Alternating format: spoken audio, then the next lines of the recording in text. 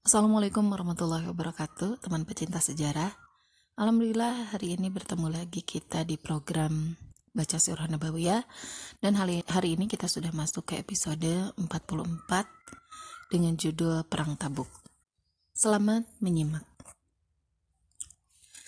Sebabnya seperti diriwayatkan oleh Ibnu Sa'ad dan lainnya, karena kaum muslimin mendapat berita dari para pedagang yang kembali dari negeri Syam bahwa orang-orang Romawi telah menghimpun kekuatan besar dengan dukungan orang-orang Arab Nasrani dari Bani Lakham, Judaizm, dan lainnya yang berada di bawah kekuasaan Romawi. Setelah pasukan perintis mereka sampai di Balqa, Rasulullah Shallallahu Alaihi Wasallam memobilisir kaum muslimin untuk menghadapi mereka. Tabrani meriwayatkan dari hadis Ibnu Husain bahwa jumlah tentara Romawi sebanyak 40.000 personil. Peperangan ini berlangsung pada bulan Rajab tahun ke-9 Hijriah, di puncak musim panas dan ketika orang-orang menghadapi kehidupan yang sangat sulit. Pada saat yang sama, musim buah-buahan Madinah mulai dapat dipanen. Oleh sebab itu, Rasulullah Shallallahu Alaihi Wasallam mengumumkan tempat yang akan mereka tuju, tidak sebagaimana biasanya dalam peperangan-peperangan lainnya.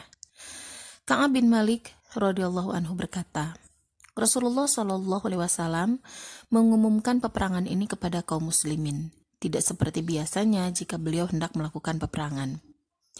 Beliau melakukan perang Tabuk ini dalam musim yang sangat panas, menempuh jarak yang jauh dan musuh yang berjumlah besar. Beliau mengumumkan perang kepada kaum muslimin supaya mereka bersiap-siap menghadapinya. Demikianlah perjalanan dalam peperangan ini sangat berat dirasakan oleh jiwa manusia. Ia merupakan ujian dan cobaan berat yang membedakan siapa yang di dalam hatinya ada nifak dan siapa yang benar-benar beriman. Orang-orang munafik berkata kepada sebagian yang lain, "Janganlah kalian berperang di musim panas."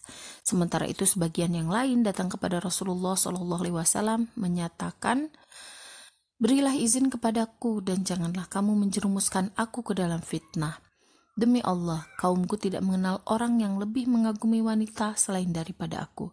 Aku khawatir tidak dapat bersabar melihat wanita yang berambut pirang." Rasulullah Shallallahu Alaihi Wasallam berpaling darinya dan memberikan izin kepadanya. Dalam pada itu, Abdullah bin Ubay bin Salul telah berkemah di sebuah tempat di Madinah bersama kelompok pendukung dan sekutunya.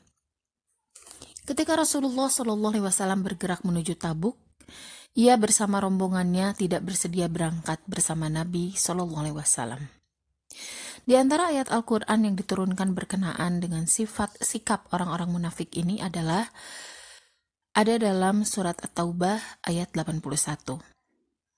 Orang-orang yang ditinggalkan tidak ikut berperang itu merasa gembira dengan tinggalnya mereka di belakang Rasulullah SAW, dan mereka tidak suka berjihad dengan harta dan jiwa mereka di jalan Allah, dan mereka berkata, "Janganlah kamu berangkat pergi berperang dalam panas terik ini." Katakanlah, api neraka jahanam itu lebih sangat panasnya, jika mereka mengetahui. Kemudian di At-Taubah ayat 49. Di antara mereka ada orang yang berkata, "Berilah saya izin tidak pergi berperang, dan janganlah kamu menjadikan saya terjerumus ke dalam fitnah."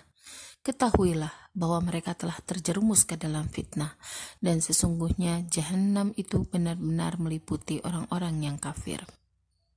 Sedangkan kaum muslimin datang kepada Rasulullah Shallallahu Alaihi Wasallam dari setiap pelosok. Dalam menghadapi peperangan ini, Rasulullah Shallallahu Alaihi Wasallam telah menghimbau orang-orang kaya agar menyumbangkan dana dan kendaraan yang mereka miliki, sehingga banyak di antara mereka yang menyerahkan harta dan perlengkapan. Utsman menyerahkan 300 onta bersama pelana dan perbekalannya, di samping uang sebanyak 1.000 dinar yang diletakkannya di kamar Rasulullah SAW, sehingga Nabi SAW bersabda, "Tidak akan membahayakan Utsman apa yang dilakukan sesudahnya." Sedangkan Abu Bakar radhiyallahu anhu menyerahkan semua hartanya, dan Umar radhiyallahu anhu menyerahkan separuh dari hartanya.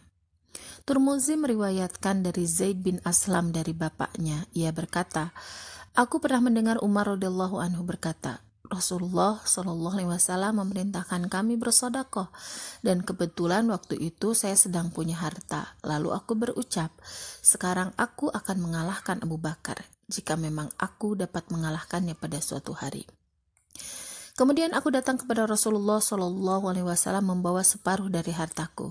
Nabi Shallallahu Alaihi Wasallam bertanya kepadaku, apa yang kamu tinggalkan untuk keluargamu? Kujawab, sebanyak yang kuserahkan. Kemudian Abu Bakar radhiyallahu anhu datang membawa semua hartanya. Nabi Shallallahu Alaihi Wasallam bertanya, wahai Abu Bakar, apa yang kamu tinggalkan untuk keluargamu? Jawab Abu Bakar, aku tinggalkan bagi mereka Allah dan Rasulnya.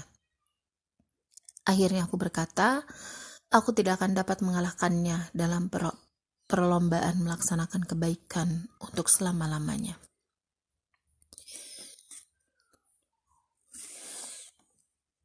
Jika hadis ini sahih, maka pasti himbauan ini berkenaan dengan perang Tabuk, sebagaimana dikatakan oleh para ulama. Beberapa orang dari kaum muslimin yang dikenal dengan panggilan al-bukaun atau orang-orang yang menangis datang kepada Rasulullah Shallallahu Alaihi Wasallam meminta kendaraan guna pergi berjihad bersamanya. Tetapi Nabi Shallallahu Alaihi Wasallam menjawab mereka, aku tidak punya kendaraan lagi untuk membawa kalian. Kemudian mereka kembali dengan meneteskan air mata karena sedih tidak dapat ikut serta berjihad.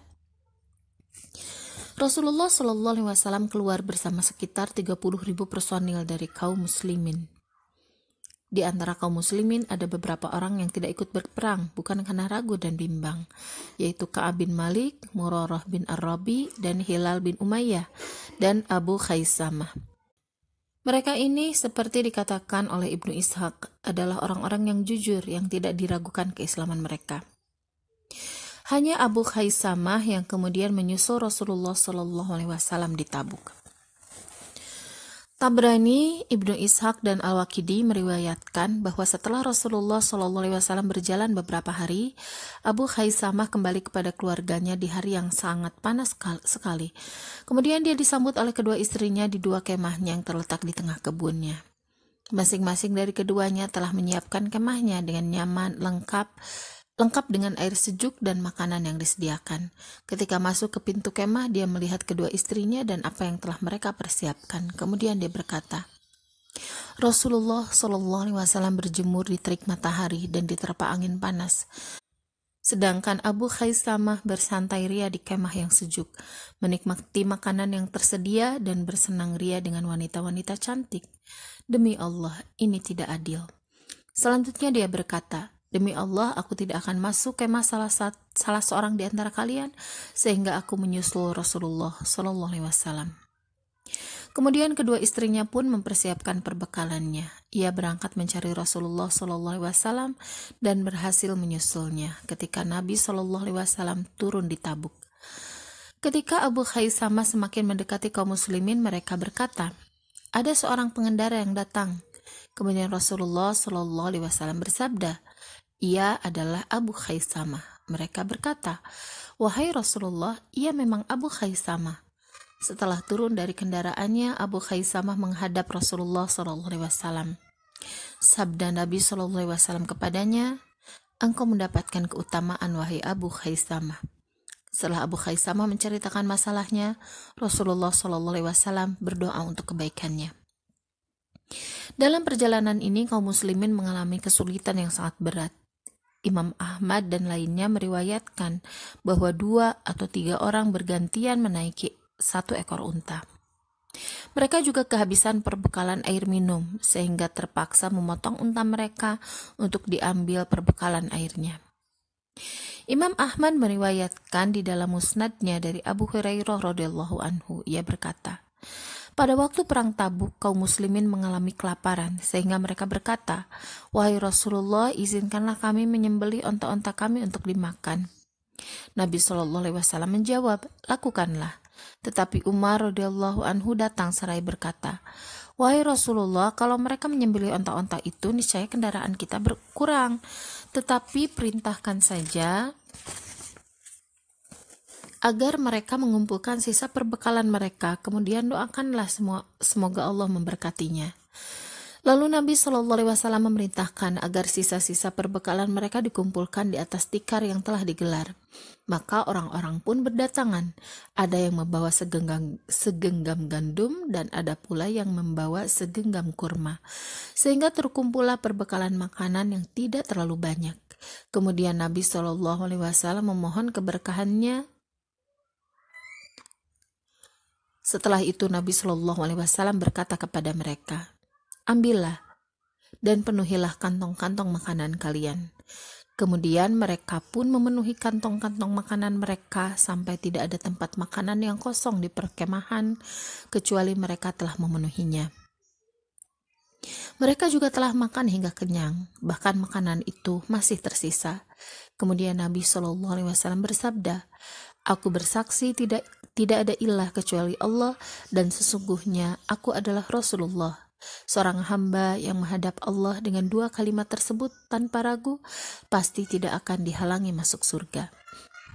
Sesampainya di Tabuk, mereka tidak menemukan pasukan Romawi dan tidak ada perlawanan. Kemudian Yohanna, gubernur Ailah, datang ke Nabi Shallallahu Alaihi Wasallam meminta diadakan perjanjian damai dengan kesiapan dari pihaknya untuk membayar jizyah. Demikian pula para penduduk Jarba dan Azrah. Permintaan damai ini disetujui oleh Nabi Shallallahu Alaihi Wasallam yang kemudian dituangkan dalam surat perjanjian. Ketika pasukan muslimin melewati Hijr atau perkampungan kaum Tsamud, Rasulullah Shallallahu Alaihi Wasallam bersabda kepada para sahabatnya, "Janganlah kalian masuk ke tempat-tempat orang yang menzalimi dirinya, sebab dikhawatirkan kalian akan tertimpa musibah yang pernah menimpa mereka, kecuali jika kalian dalam keadaan menangis." Kemudian Nabi Shallallahu Alaihi Wasallam menundukkan kepalanya dan mempercepat langkahnya sehingga melewati lembah tersebut.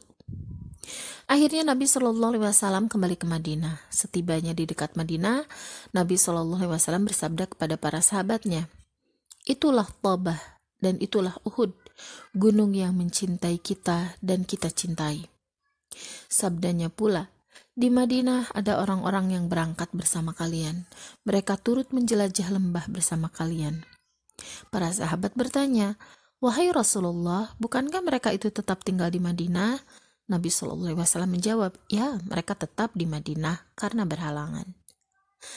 Nabi Shallallahu Alaihi Wasallam tiba di Madinah pada bulan Ramadan tahun itu juga, sehingga dengan demikian berarti Nabi Shallallahu Alaihi Wasallam meninggalkan Madinah sekitar 2 bulan. Demikian teman pecinta sejarah episode baca Sirah Nabawiyah kali ini. Insya Allah bertemu lagi besok di episode berikutnya, episode ke-45 dengan judul yang baru.